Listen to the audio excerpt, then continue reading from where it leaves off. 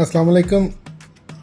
एक बैलेंस्ड अफ्तारी कैसे होनी चाहिए, एक प्रोटीन रिच और फाइबर रिच अफ्तारी कैसी होनी चाहिए, आप देख सकते हैं। ये ग्रीक योगर्ट है, इसका आधा डब्बा खाने से आपको तकरीबन 15 से 20 ग्राम प्रोटीन मिलेगी। टोटल 36 ग्राम प्रोटीन है इसमें 360 ग्राम में, जिसका मतलब है कि तकरीबन 10% ग्रीक योगर्ट का प्रोटीन होती है।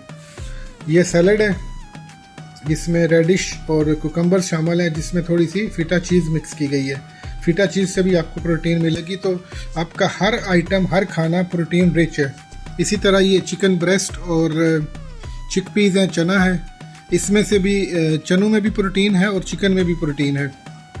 ये दाल का सूप है थोड़ा सा, इसमें भी प्रोटीन मिलेगी, फाइबर मिलेगा।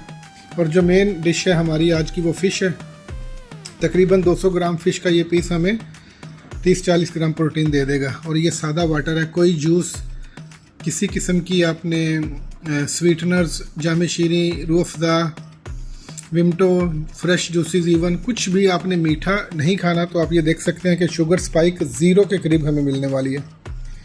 तो आपको भी बैलेंस्ड फूड यानी कंसनट्रेटेड, जिसमें फार्म्स हों प्रोटीन की और फाइबर की, वही खाना है, स्पेशली अफ्तारी में।